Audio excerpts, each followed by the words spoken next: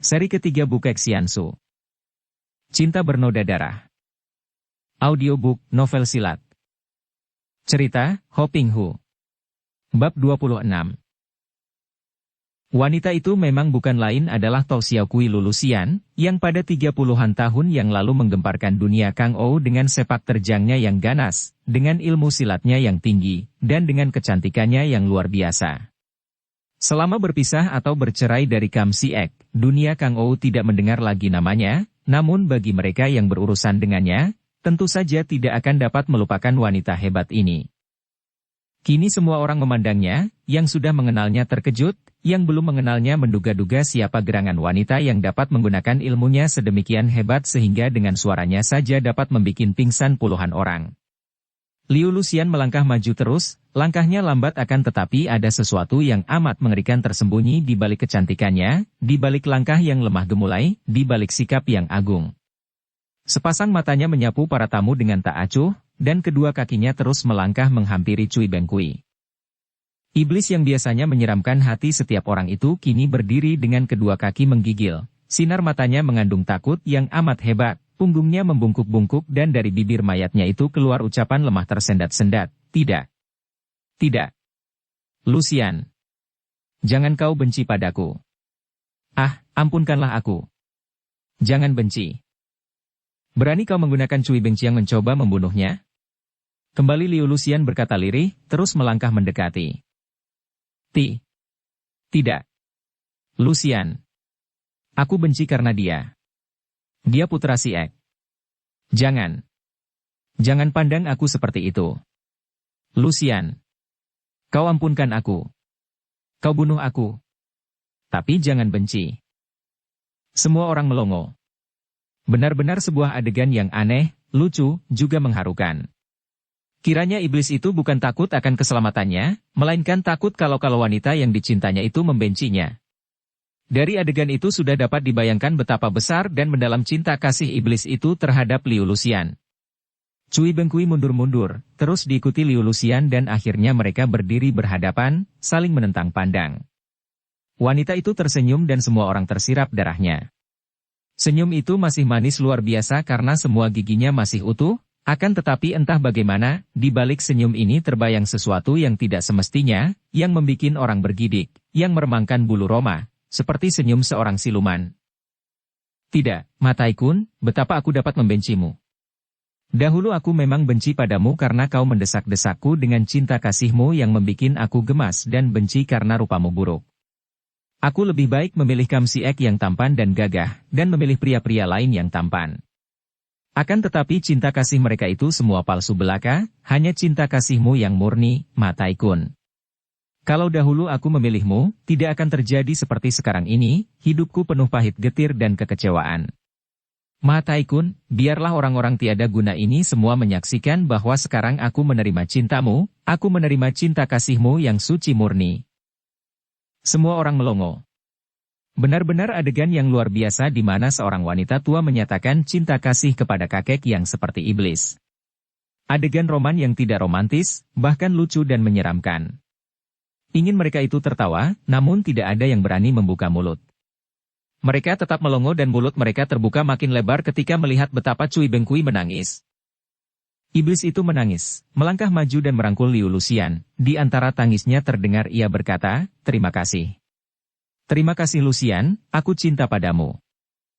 Wanita cantik jelita itu kemudian menyambut muka mayat hidup itu dengan sebuah ciuman mesra. Terdengar kata-katanya, "Aku menciummu sebagai tanda penerimaan cinta kasihmu, akan tetapi aku harus membunuhmu karena kau telah mengganggu anakku." Ucapan ini disusul ciuman, akan tetapi ciuman ini merupakan ciuman maut bagi Cui Bengkui karena tiba-tiba tubuhnya berkelojotan kaku dan ketika wanita itu melepaskan rangkulannya, ia roboh terguling miring dengan mata melotot. Darah keluar dari semua lubang di tubuhnya, yang tampak mengerikan keluar dari lubang hidung, mulut, dan kedua telinganya. Di punggungnya, di mana tadi kedua tangan Liu Luxian memeluknya, tampak tanda tapak tangan dengan 10 jari. Jelas sekali bekas jari-jari itu terbenam di punggung, meninggalkan cap tangan seperti baru saja punggung itu dicap dengan gambar tangan besi dibakar merah. "Wah, Tian Teliokoai kurang seorang." Terdengar Itgan Kaiyong mengeluh dan membanting ujung tongkatnya di atas tanah. Tok Xiaokui, kau boleh menggantikan kedudukannya. Hehe, dengan tingkat kepandaianmu, kau cukup berharga menjadi iblis dunia dan kehadiranmu menggantikan Cui Bengkui membuat Tiante Liukoai lengkap kembali. Hohohi. Memang seorang tokoh sakti seperti Itgan Kaiong ini memiliki watak yang aneh juga cerdik. Ia maklum bahwa baru saja Tok Xiaokui Liu Luxian memamerkan kepandaiannya sehingga semua orang menjadi kagum. Hal ini akan merendahkan nama besar Tiante Liukoai, apalagi setelah seorang di antara Liukoai terbunuh oleh wanita itu. Oleh karena inilah maka ia sengaja mengeluarkan ucapan itu sehingga timbul kesan bahwa bagi Itgan Kaiong dan anggota Liukoai lainnya, kepandaian Tok Xiaokui itu hanya setingkat dengan kepandaian mereka. Tikus busuk, jangan menjual lagat di sini. Pergi. Liu Luxian berkata sambil menggerakkan kaki melayang ke depan dan tangan kanannya bergerak mendorong. Gerakannya kelihatan lambat saja, akan tetapi entah bagaimana, tak dapat diikuti oleh pandangan mereka, tahu-tahu ia telah berada di sebelah atas pundak kanan Itgan Kaiong dan kedua tangannya dengan jari tangan terbuka menghantam kepala dan punggung. Hebat bukan main serangan ini. Itgan Kaiong merasa seakan-akan diserang gelombang ombak dari belakang dan depan. Namun sebagai seorang tokoh besar dunia persilatan, tentu saja ia tidak mau menyerah mentah-mentah. Tongkatnya sudah berkelebat ke atas menangkis kedua tangan lawan. Ia berhasil menangkis tangan yang menghantam kepala, akan tetapi tangan yang menampar pundak, biarpun dapat ia elakkan sehingga tidak tepat mengenai tempat berbahaya, namun masih saja menyerempetnya. Keduanya melompat mundur. Dalam segebrakan saja sudah tampak kesudahannya yang mengerikan. Untung keduanya memiliki ilmu tinggi, kalau tidak tentu keduanya sudah roboh dan tewas. Lengan kiri Liu Luxian tampak berjalur merah akibat tangkisan tongkat, akan tetapi kakek pengemis itu lebih hebat penderitaannya. Baju pada pundaknya bolong besar seperti terbakar dan kulit pundaknya melepuh. Untung sinkangnya amat kuat sehingga ia berhasil menolak hawa pukulan maut tadi sehingga hanya terluka pada kulitnya saja. Kalau kurang kuat, tentu di pundaknya sudah terdapat cap. 5 jari merah terbakar dan nyawanya melayang. Toat Bengkoai Jin dan Tok Sim Lotong sudah melangkah maju, sikap mereka jelas hendak membantu Itgan Kaiong. Akan tetapi kakek pengemis itu menggunakan kedua lengannya mencegah mereka, lalu menghadapi Liu Luxian sambil berkata, "Bagus, kau memang patut menjadi seorang di antara Tiante Liukoai. Akan tetapi adu kepandaian di antara Liukoai, bukan di sini tempatnya. Untuk menentukan siapa lebih unggul, kau diharapkan ikut datang pada bulan 5 malam ke-15 di puncak Taisan. Yang tidak datang dianggap kalah dan diberi tingkat paling rendah." Hohohehe. Kaiong, apakah tidak diberi hajaran sedikit dia agar jangan sombong terhadap kita? Tok Sim Lotong berkata sambil sentrap-sentrup menyedot isi hidungnya yang mau keluar saja. Jangan, Lotong. Dia masih terhitung orang dalam dari Bengkau, tidak enak kita sebagai tamu membikin ribut. Nah, Bengkau, selamat tinggal. Tok Xiaokui. Kalau nanti Gue Cap Go, bulan 5 tanggal 15, kau tidak datang, berarti kau menjadi Liukoai yang paling bawah tingkatnya. Setelah berkata demikian, Itgan Kaiong menggapai muridnya, Suma Boan, diajak pergi dari tempat itu, diikuti oleh Toat Bengkoai Jin dan Tok Sim Lotong. Berturut-turut para wakil dari kerajaan Wuyu juga berpamitan, karena setelah kakek pengemis yang mereka andalkan itu pergi, otomatis mereka merasa kedudukan mereka amat lemah dan tidak ada perlunya berada di situ lebih lama lagi. Busin merasa heran dan kaget, juga gemas ketika melihat Suma Boan mendekati tempat mereka dan berkata kepada Sian Eng Moi Moi, kau tunggulah, aku pasti akan pergi mengunjungi Kui Lan Nikou di Chinlingsan. Betapa herannya hati Busin melihat adiknya itu mengangguk dengan muka merah. Setelah Suma Boan pergi, Busin memegang tangan adiknya dan bertanya lirih, setengah berbisik, akan tetapi suaranya mengandung tuntutan keterangan, Eng Moi, apa artinya ini? Apa hubunganmu dengan keparat itu dan mau apa ia mengunjungi Sukou? Merah sekali muka Sian Eng. Lama ia tidak mampu menjawab, hanya menundukkan muka. Akhirnya ia berkata juga, dia hendak melamarku. Busin meloncat kaget seperti disengat lebah. Apa? Wajahnya jelas membayangkan tidak percaya. Mengapa kau kaget, Koko? Bukankah itu hal yang biasa saja?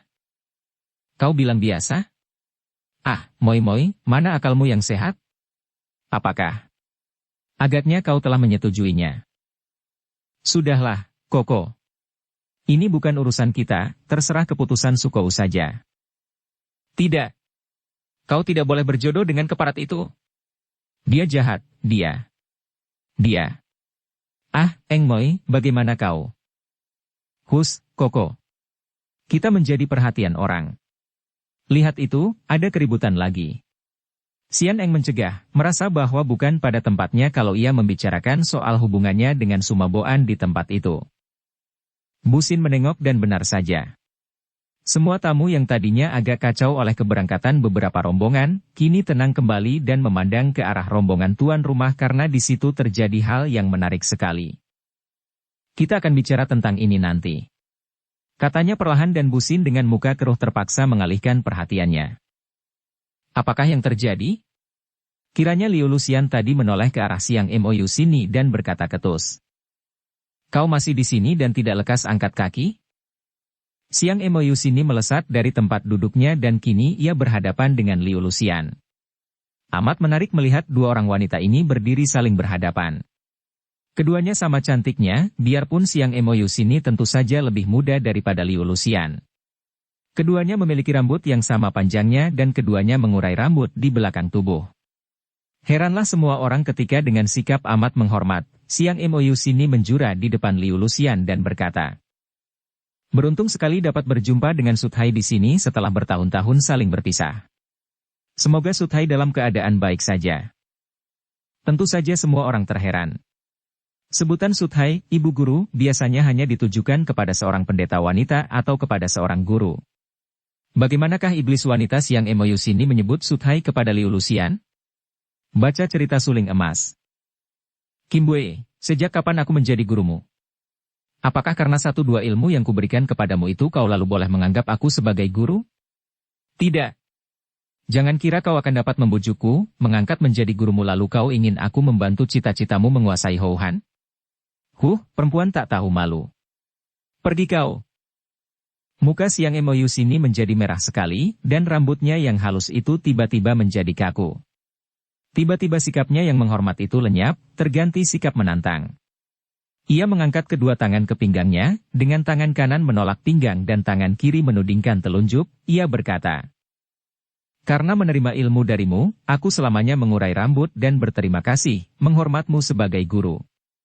Akan tetapi kau memandang rendah kepadaku. Benar-benar kau orang tua yang tidak ingin dihormat. Liu Lucian tersenyum, lalu melangkah maju sampai dekat sekali dengan Siang Mou sini. Bocah! Sekali menggerakkan tangan, aku mampu melempar nyawamu ke neraka. Akan tetapi mengingat beberapa orang di Houhan, aku masih mengampunimu. Nah, kau mau apa? Mau menyerangku dengan rambutmu? Boleh, lakukanlah. Tantangan yang menghina sekali. Wanita tak kenal budi. Di Houhan kami memperlakukan kau sebagai orang mulia, menyuguhkan pria-pria yang paling tampan, jejaka-jejaka paling gagah untukmu. Tapi kau membalas dengan penghinaan. Jangan kira Siang Mou sini masih seperti 10 tahun yang lalu. Terimalah ini.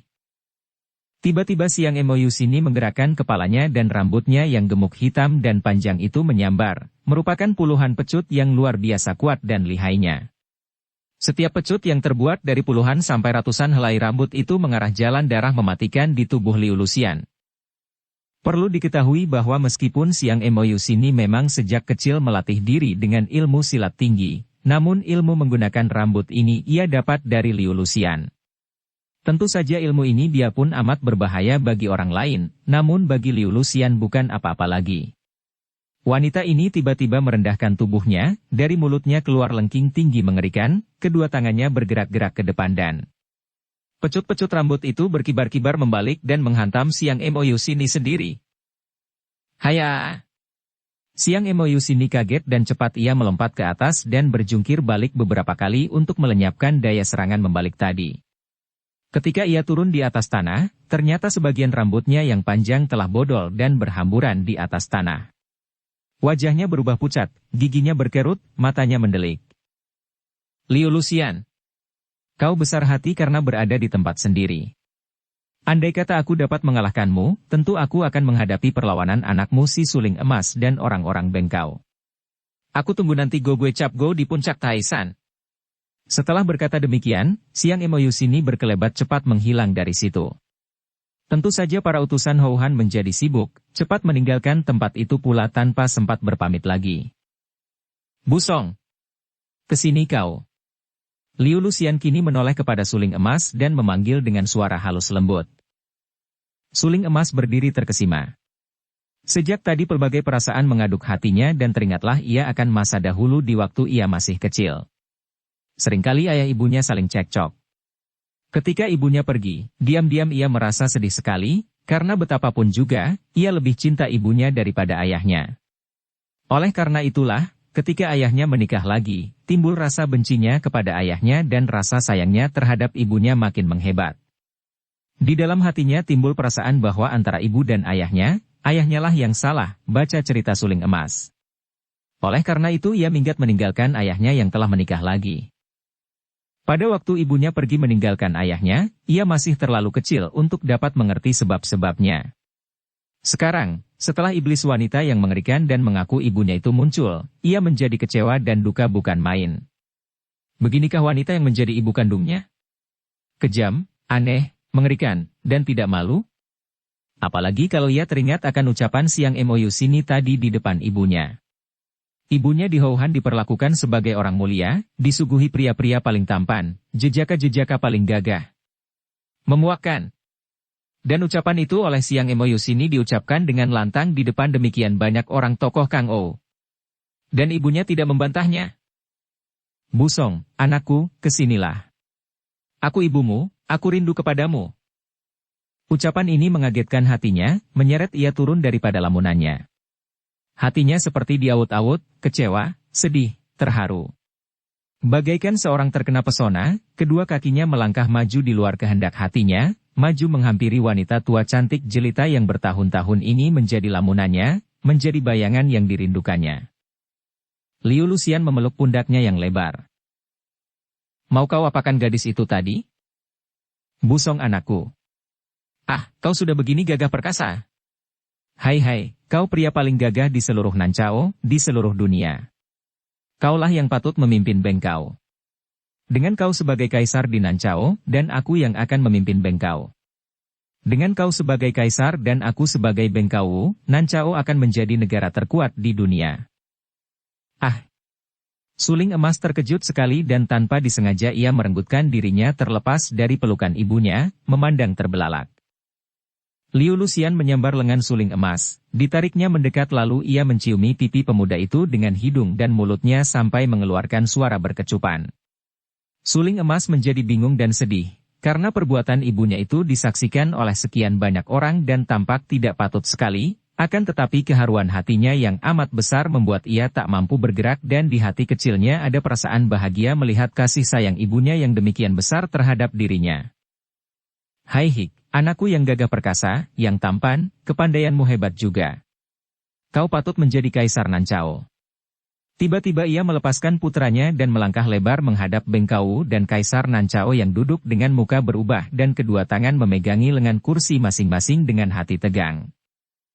Paman Liu Mo, kursi yang kau duduki itu adalah kursiku. Kau orang tua benar-benar keterlaluan dan tak tahu malu sekali. Kapankah ayah mewariskan kedudukan Bengkau kepadamu? Akulah yang berhak mewarisi kedudukan ketua Bengkau, bukan kau. Kau telah merampas hal lain orang. Muka Bengkau Liu Mo sebentar merah sebentar pucat, kedua tangannya yang terletak di atas lengan kursi tampak menggetar. Akan tetapi setelah menarik napas panjang 3 kali, ia berhasil menekan perasaannya dan dengan suara tenang penuh kesabaran ia berkata. Luxian, tidak ada yang merampas kedudukan Bengkau. Kedudukan itu tidak pernah dijadikan perebutan di antara kita. Dahulu kau pergi meninggalkan kami, betapapun kami mencarimu, tidak juga berhasil. Ayahmu meninggal dunia dan kau tidak berada di sini. Hanya aku yang berada di sini dan aku dipilih menggantikan kedudukan kau, sama sekali bukan merampas. Kalau sekarang kau menghendakinya, aku pun tidak akan kukuh mempertahankan kursi kedudukan itu, Luxian. Hai Hik, tentu saja harus kau berikan kepadaku, suka maupun tidak. Andai kata tidak kau berikan, apa sih sukarnya merampas kembali dari tangan kau orang tua? Aku harus menjadi kau dan dengan kekuasaanku, aku mengangkat putraku Busong menjadi kaisar di Nancao. Enci Lucian, kau terlalu menghina ayah. Tiba-tiba terdengar bentakan nyaring dan Liu Hui sudah melompat ke depan Liu Lucian sambil menyerangnya dengan senjatanya yang luar biasa, yaitu sepasang cambuk lemas yang ujungnya diberi bola kecil. Hai Hik, bocah ingusan mau kurang ajar? Satu kali aku beri ampun di terowongan ketika kau bermain gila dengan laki-laki, sekarang aku tidak mau memberi ampun. Teriak Liu Lucian, tubuhnya berkelebatan dan di lain saat ia telah berhasil menjambret sebuah di antara sepasang cambuk itu dan sekali renggut cambuk itu pindah tangan. Dengan sikap mengejek ia melempar cambuk ke samping, kemudian melihat cambuk kedua menyambarnya, ia menangkap ujungnya lagi dan menarik. Liu Hui mempertahankan, akan tetapi ia tidak kuat dan tubuhnya terhuyung-huyung. Sambil tertawa-tawa Liu Lucian menarik-narik cambuk itu ke sana kemari dan kemanapun juga ia menarik, tubuh Liu Hui terbawa, terhuyung-huyung. Terlambat gadis ini ketika hendak melepaskan cambuknya karena entah bagaimana, cambuk itu sudah melibat pergelangan tangannya dan ia terpaksa terseret ke sana kemari ketika cambuknya ditarik-tarik. Lepaskan dia, wanita jahat! Terdengar bentakan dan Busin sudah menerjang dengan pukulan kedua tangannya yang diarahkan punggung Liu Lucian. Pemuda ini tidak dapat menahan kemarahannya ketika melihat betapa Liu Hui, gadis yang telah merampas hatinya itu, dibuat permainan oleh Liu Lucian, malah agaknya keselamatannya terancam bahaya. Hai Hik, laki-laki ini sudah tergila-gila kepadamu, Liu Hui. Wanita berambut panjang itu terkekeh dan tangannya bergerak hendak menangkap lengan Busin. Ih!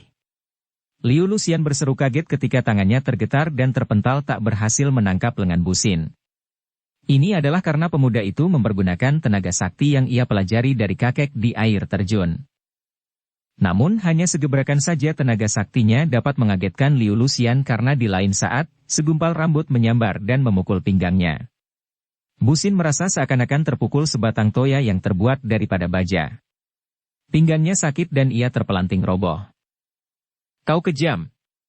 Liu Hui berseru, menyerang lagi dengan cambuknya yang tadi dilepaskan Liu Lucian namun kembali rambut kepala wanita tua itu bergerak dan robohlah Liu Hui terjungkal dekat Busin. Hai Hik, bocah-bocah cilik sudah main cinta-cintaan, biarlah kalian mati bersama agar menjadi dewa-dewi di kahyangan. Akan tetapi pada saat itu tampak bayangan hitam berkelebat dan rambut kepala yang sudah menyambar ke arah tubuh Busin dan Liu Hui itu buyar seperti tertiup angin keras. Liu Lucian kaget. Akan tetapi ketika melihat bahwa yang berdiri di depannya adalah suling emas, wajahnya berseri-seri dan tertawa kagum. Bagus. Kau hebat sekali, anakku. Ibu. Kata suling emas dengan suara berat. Memang dalam keadaan seperti itu, mulutnya serasa berat menyebut ibu kepada wanita ini, harap jangan turun tangan membunuhi orang. Hahaha Hik. Paman Liu Mo, kau dengar ucapan anakku itu? Begitu gagah perkasa dia, begitu tampan, dan begitu bijaksana. Dia patut menjadi kaisar di Nancao, dan aku ketua bengkau. Kau akan kuangkat menjadi penasihat, dan kaisar boneka ini biarlah menjadi perdana menteri anakku. Hebat ucapan ini dan semua orang menjadi tegang. Para tamu diam-diam merasa tegang gembira karena mengharapkan menyaksikan peristiwa yang hebat. Akan tetapi para anggota bengkau memandang bingung. Mereka merasa serba susah. Betapapun juga, wanita itu adalah putri tunggal mendiang Pat Jiu Sinong Liu Gan, pendiri dan tokoh utama bengkau. Ibu, tidak boleh kau bilang begitu. Suling emas berseru dengan suara penuh kesedihan. Liu Lucian membentak sambil memandang dengan matanya yang bening tajam. Ketika bertemu pandang dengan ibunya, diam-diam suling emas terkejut dan berduka. Sinar mata ibunya itu, sinar mata yang keluar dari sepasang mata yang amat bening dan indah, bukanlah sinar mata manusia yang sehat jiwanya. Ibu, harap kau jangan mengganggu kedudukan kakek Liu Mo. Dan aku tidak mau menjadi kaisar. Sri Baginda yang sekarang menjadi kaisar sudah cukup bijaksana dan tepat. Apa? Jangan kau ikut-ikut. Kau anak kecil tahu apa? Hayo minggir. Wanita itu membuat gerakan mengancam, seakan-akan seorang ibu mengancam dan menakut-nakuti anaknya yang masih kecil. Suling emas menarik napas panjang dan melangkah minggir dengan muka merah. Ia merasa malu dan sedih. Terasa ada orang menyentuh tangannya dan ketika ia menengok, ia melihat Busin memandangnya dengan pandang mata penuh iba. Ia menarik kembali tangannya dan membuang muka, lalu meramkan kedua matanya. Busin tidak berani lagi mengganggu. Pemuda ini tadi telah terlepas dari bahaya maut bersama Liu Hui dan cepat mereka sudah mengundurkan diri. Luka pukulan segumpal rambut pada punggungnya tidak berat dan ia bersyukur bahwa suling emas tadi keburu datang menolong, kalau tidak, dia dan Liu Hui tentu akan tewas di tangan wanita iblis itu. Kini semua mata memandang ke tengah lapangan. Kau Bian Cinjin sudah melangkah maju dengan pecut di tangannya. Langkahnya lebar dan lambat, sikapnya tenang berwibawa, namun tarikan dagu mengeras dan sinar mata tajam berkilat membayangkan kemarahannya. Setelah berhadapan dengan Liu Luxian, kakek ini berkata, suaranya lantang berpengaruh. Liu Luxian, ingatlah siapa kau dan siapa kami. Urusan di antara orang sendiri apa perlunya dipertontonkan orang lain? Tunggu sampai semua tamu pulang, baru kita bereskan urusan pribadi kita. Liu Luxian memandang dengan mata terbelalak, kemudian ia tersenyum, masih manis seperti dahulu senyumnya sehingga diam-diam Kau Bian Cinjin terharu juga. Teringat ia betapa dahulu di waktu Liu Luxian masih kecil dan ia sendiri masih muda, gadis cilik itu seringkali ia ajak bermain-main dan kalau menangis ia gendong. Hai, kau Susiok Kau Bian Cinjin. Kau orang baik dan ayah amat sayang kepadamu, memang kau pintar dan tenagamu amat berguna. Kau akan tetap menjadi pengurus utama di bengkau kalau aku sudah menjadi kau. Hanya pakaianmu ini harus diganti yang baik, jangan seperti pakaian penggembala begitu. Susiok, kalau aku sudah menjadi kau dan putraku menjadi kaisar, dengan kau sebagai pembantu utama, apa sih sukarnya menundukkan kerajaan-kerajaan gurem seperti Wuyu, Houhan, dan lain-lain. Malah kita akan menyerbu dan menundukkan kerajaan Sung Utara, dan terus merampas Hitan. Luxian. Kau Bian Cinjin membentak, disusul cambuknya meledak di udara tar-tar-tar. Sesaat ia tak mampu mengeluarkan kata-kata saking marahnya, kemudian ia berkata, lepaskan semua niatmu yang tidak sehat itu. Lekas kau berlutut dan minta ampun kepada Suheng, kepada bengkau kita, kalau tidak, aku sebagai paman gurumu terpaksa akan memberi hajaran kepadamu. Sejenak Liu Luxian melebarkan matanya seperti orang terheran-heran. Kemudian wajahnya menjadi muram dan ia berkata, Susiok, biar kau sendiri, kalau hendak menghalangi niatku, terpaksa akan kubunuh. Kau Bian Cinjin lalu lari ke depan peti mati Pajiu Sinong Liugan, berlutut dan sampai lama ia berdiam diri, bibirnya berkemak-kemik.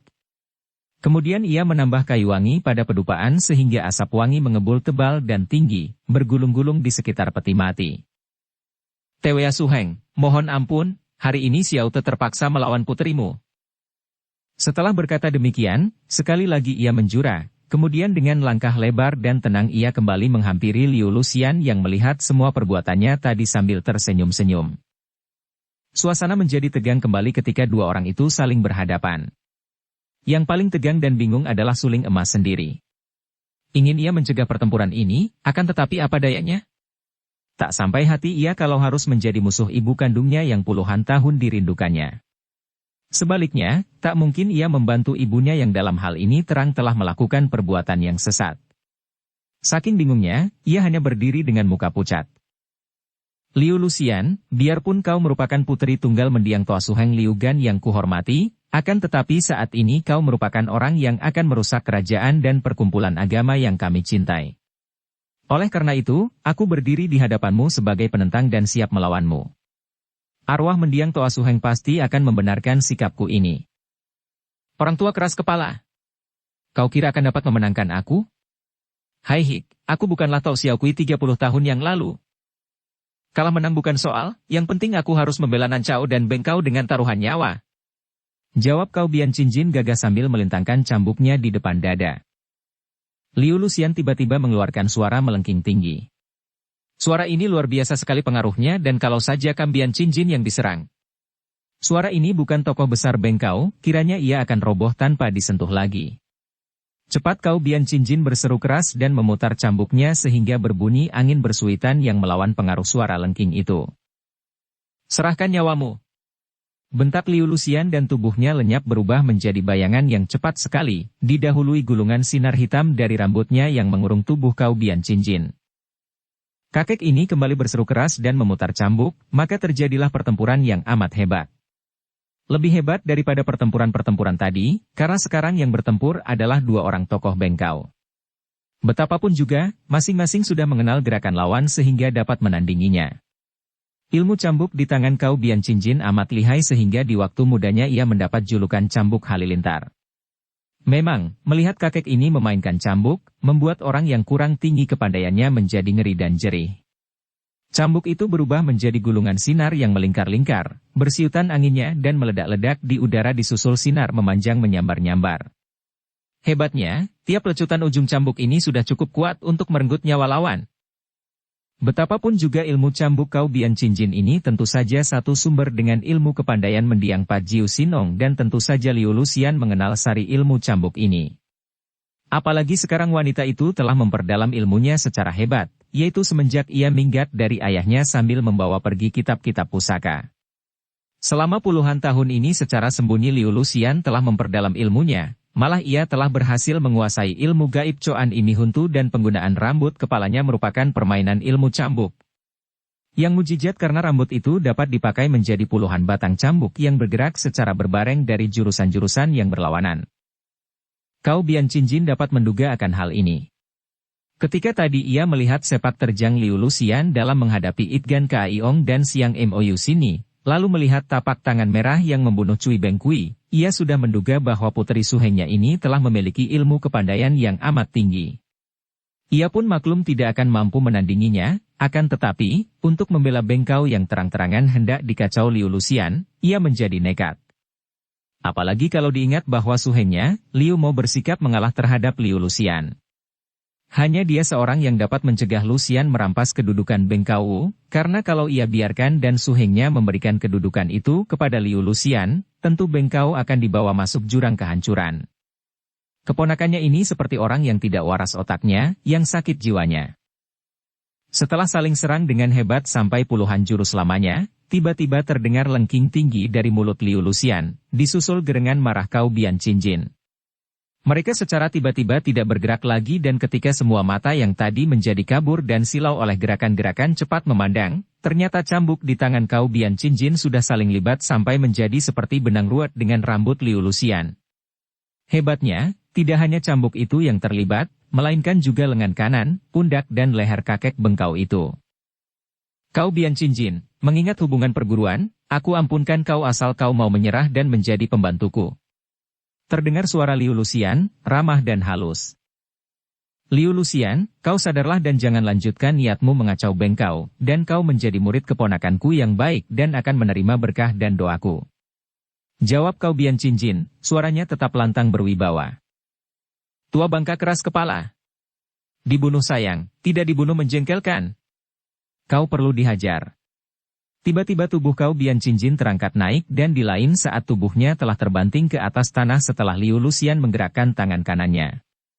Kakek itu terbanting dan pingsan, pipi kanannya terdapat tanda tapak tangan merah. Liu Luxian, tak perlu kau berlaku kejam terhadap keluarga Bengkau sendiri. Tiba-tiba terdengar Liu Mo berkata sambil berdiri dari tempat duduknya. Paman Liu Mo, apakah kau juga hendak menghalangi aku? Ingat, karena kau yang merampas kedudukan kau, aku tidak akan berlaku lunak seperti terhadap Kau Biancinjin kepadamu. Wajah Liu Mo tetap terang dan bibirnya tersenyum. Keponakanku, aku sama sekali tidak hendak menghalangimu dan aku sama sekali tidak merampas kedudukan kau, karena sesungguhnya ayahmu sendiri yang memberikan kepadaku. Oleh karena ayahmu yang menyerahkan kedudukan kau, kalau kau hendak memintanya, kau harus minta izin ayahmu lebih dulu. Berkata demikian, Liu Mo menoleh ke arah peti mati Pat Jiu Sinong Liu Gan. Kalau aku sudah minta izin kepada ayah, kau suka menyerahkan kedudukan kau kepadaku? Tentu saja, kalau Suhen mengizinkan. Ucapan ini tentu saja membuat semua orang yang hadir menjadi tercengang. Mana bisa orang mati memberi izin? Akan tetapi Liu Luxian segera menghampiri peti mati ayahnya, lalu membungkuk sebagai penghormatan. Hal ini saja sudah membuat para tokoh yang hadir di situ mengerutkan kening. Penghormatan terhadap orang tua merupakan hal yang amat penting, karena hal ini menjadi tanda akan kebaktian seseorang dan karenanya menjadi dasar untuk mengetahui watak seseorang. Liu Luxian tidak berlutut, hanya menjura, hal ini tentu saja tidak sepatutnya dan dapat dinilai betapa kasar dan berandalan watak wanita itu. Bersambung ke bab 27. Dukung kami dengan subscribe, follow, like, komen dan share. Terima kasih.